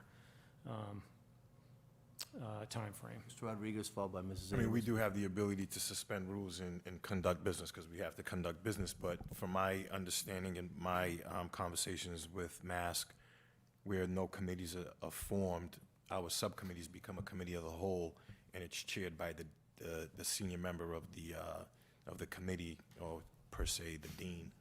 I think, being that where we are, I think we can move next week and have that prior to the special committee and have that facilities as a committee of the whole, and the dean will chair that meeting. I concur with that. Any objections at all on that? So we would have a special school committee meeting at, say, 7 o'clock, but we would meet at 6:30, 6:15, whatever the will of this committee. Any objections on that? Is that enough time to have that, Dr. Cobb's, half hour, 45 minutes? 6? Yes, except for the plumbing and the engineer, specifications from, I'll check with Angelo and see if we have them done yet by then, but I can have probably most of it, except for I won't have a number on that. Do you need an hour time, hour and a half, 45 minutes, a half hour? No, How long? For the subcommittee? Yes. It depends on how long we deliberate. Let's but say 6. It could be an hour. 6 o'clock? 6? 6. We still have a quorum with the three of us. It's Ms. Azak, Mr. Rodriguez, and myself. There's three of us that are still on this committee. So we don't have to make this a committee of the whole and drag everybody in here. The three of us still make up a quorum on the facilities subcommittee that's still within a year. So if we want to meet at 6:30, the three of us can meet at 6:30 for facilities as the subcommittee, and then it can roll up to the regular meeting. But it doesn't have to be a committee of the whole.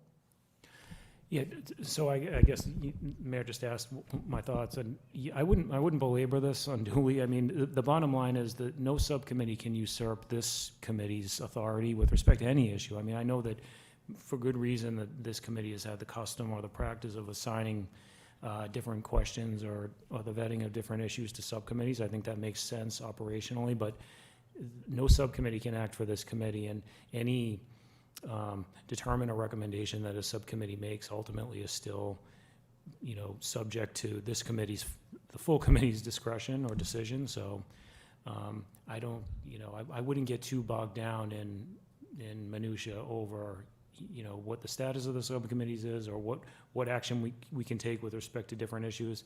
I think it's totally a judgment call, and,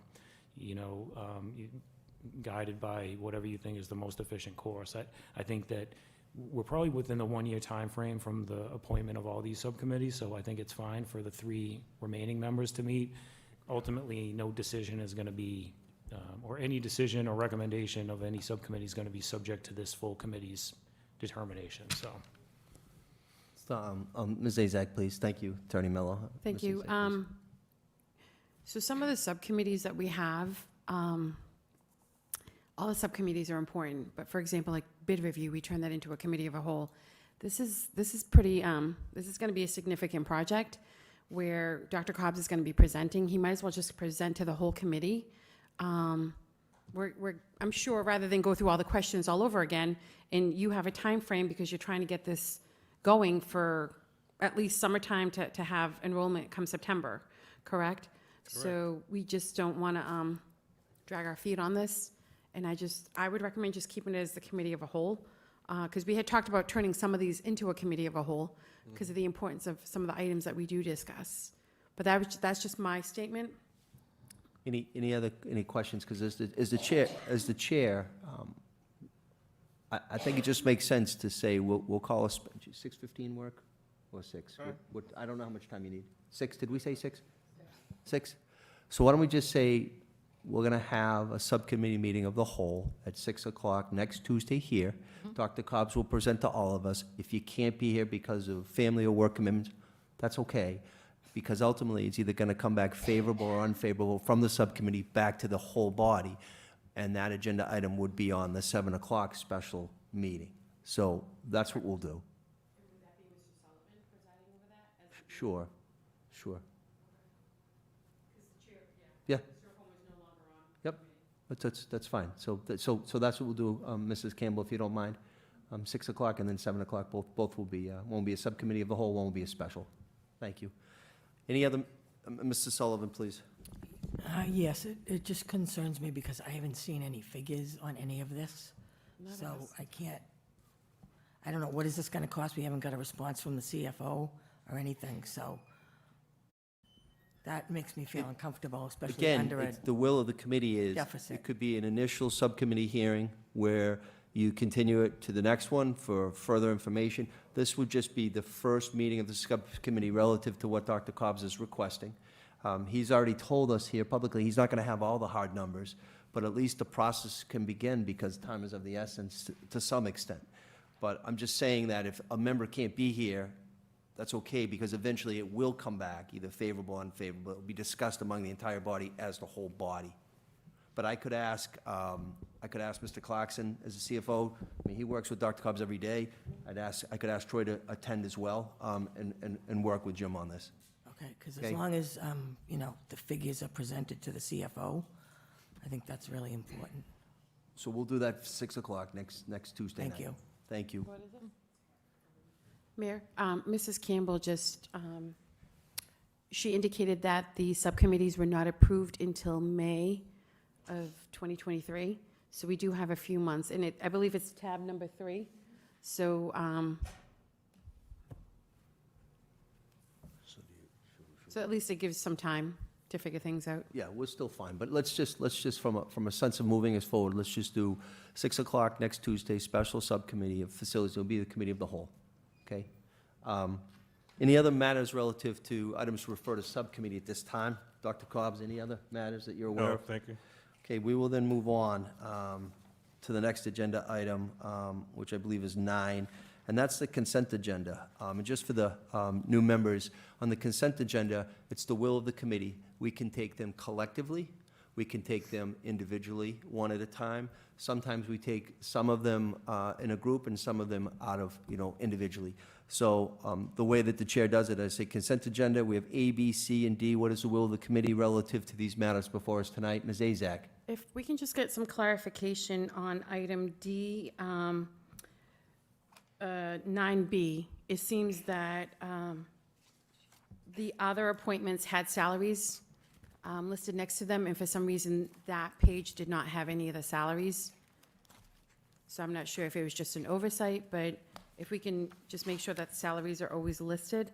But the 9B, it's appointments to non-certified.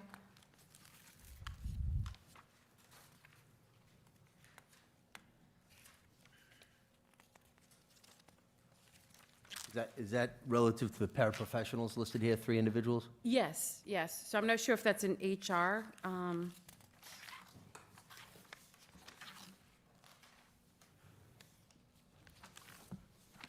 Well, what we could do, I mean, we can approve it, but it just, what we could do is we could take, again, we're meeting Tuesday, right? What's today? Wednesday?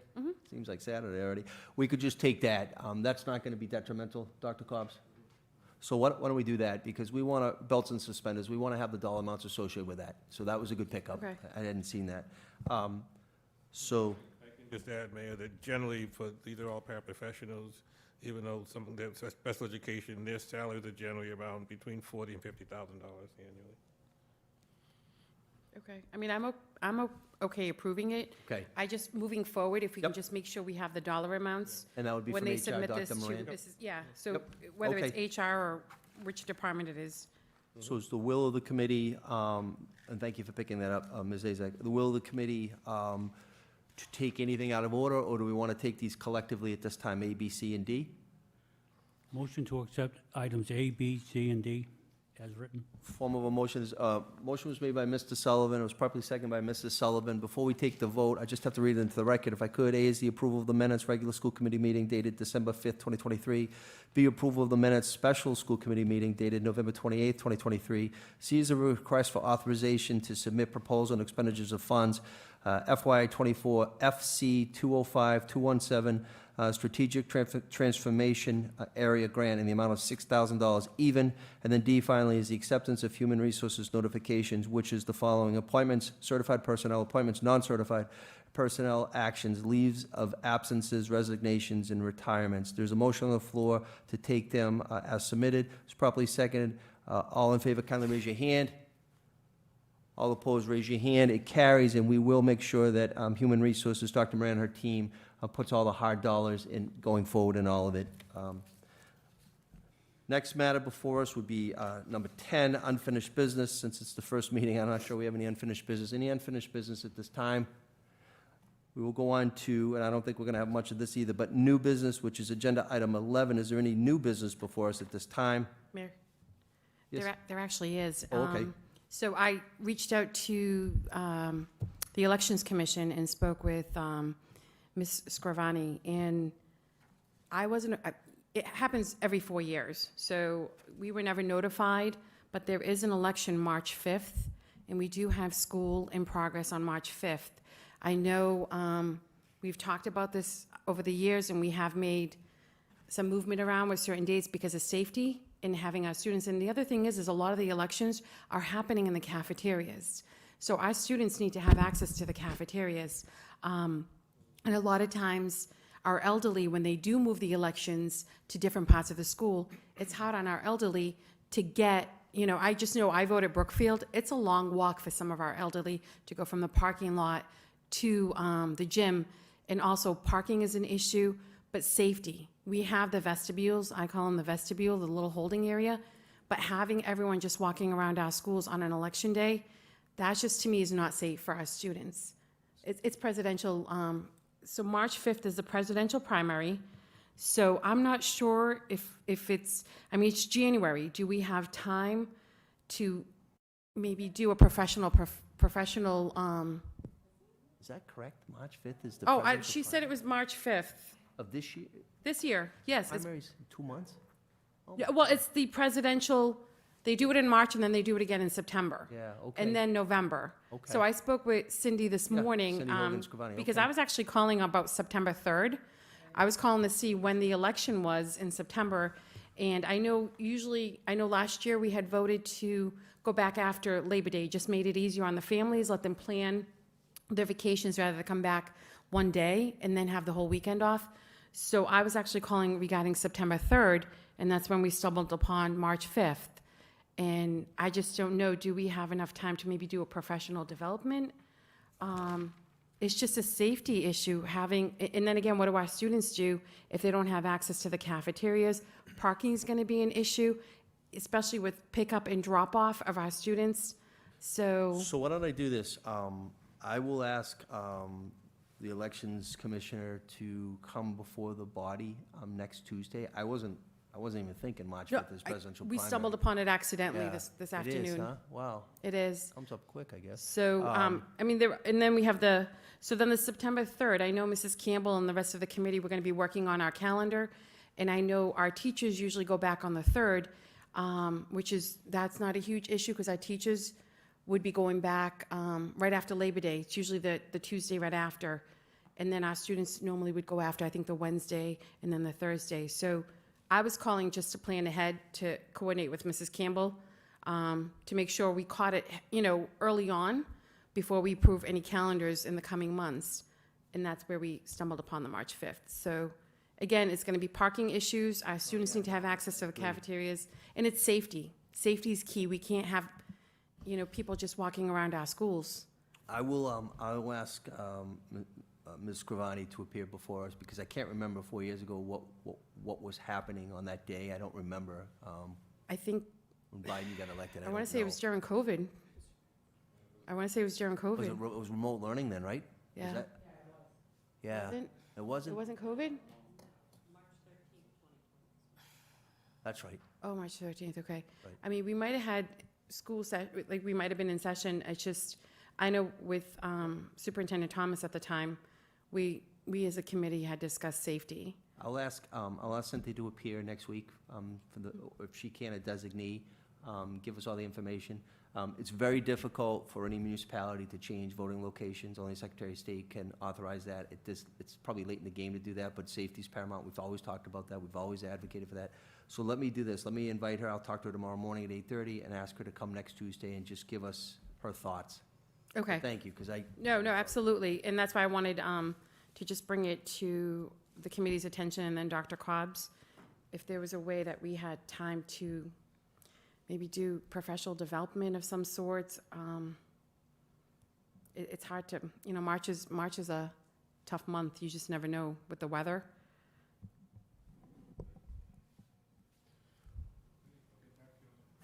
Okay, we'll put that as an agenda item for next week. Thank you. Thank you. Ms. Rodriguez, please. So that will move back our end date for the school as well, because they're gonna lose a day. So if we take that. If we have to cancel school, Right. yeah, absolutely, it'll Right. change the last day of school. It's perfect. which has already changed for some schools because we had power outages during the last storm. And we had a water main break that we had to cancel school. So 4 schools are already affected by the change of date for the end of school. Perfect opportunity to have another EDI conference. And I invite every member to attend. In Good March thing is, or in it's not gonna be a September? snow day Monday, Jim, so you're gonna be okay, all right? It looks like it's gonna be pretty light, thank God. Yeah. So why don't we do this? We will invite Cynthia to be here. It will give us a little bit of time also between now and Tuesday to try to figure out some process and procedure on that. Is there any other members that have new business relative to us tonight? If not, I'm gonna move on to agenda item 12, which is announcements. Are there any announcements at this time? Any announcements? Seeing none, we're gonna move on. I do have to say we're going into executive session, and the way it works to go in executive session to the new members is that I have to take a motion to go into executive session, and then if there's a proper motion and it's seconded, then we do a roll call vote to go in executive session. So at this time, the executive session would be agenda item 13, Mass General Law, Chapter 30A, Section 21A2, which is to conduct strategy session in preparation for negotiations with non-union personnel or to conduct collective bargaining sessions or contract negotiations with non-union personnel. And the basis is the interim school business administrator. Is there a motion to go into executive session? Motion to go into executive session. Second. Motion was made by Mrs. Sullivan, and it was properly seconded by Ms. Ehlers. At this time, I need to call a roll call vote to go into executive session. Mrs. Sullivan? Yes. Mr. Gomes? Yes. Mrs. Ehlers? Yes. Ms. Oliver? Yes. Mr. Rodriguez? Yes. Ms. Azak? Yes. Mr. Sullivan? Yes. I'm also a yes. In this case, I also want the record to reflect, we will be coming back into regular session. We will be coming back into regular session. So Thomas, at this time, we are going to go into executive session, but we will be coming back. Thank you.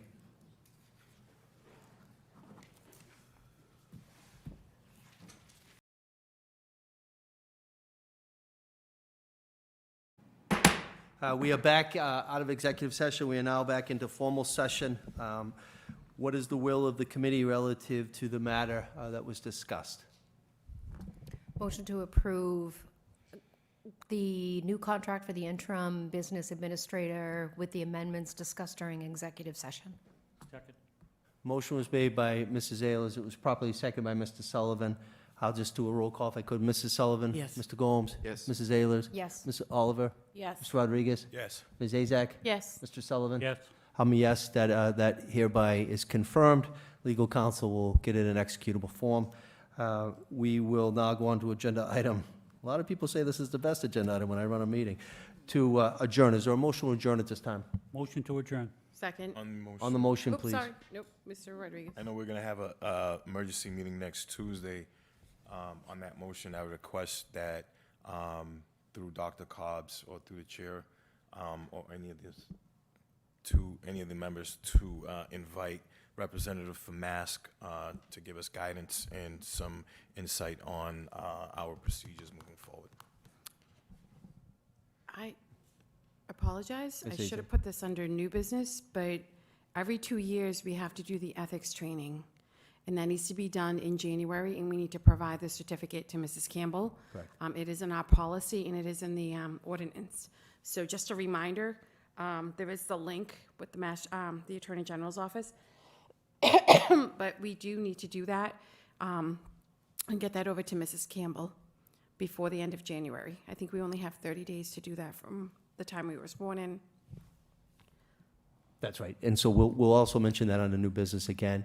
We will honor the request of Mr. Rodriguez. I don't know who should reach out, if it should be Dr. Cobb's, me, or legal counsel to Mask. But we'll make sure that we'll invite a representative from Mask to be here.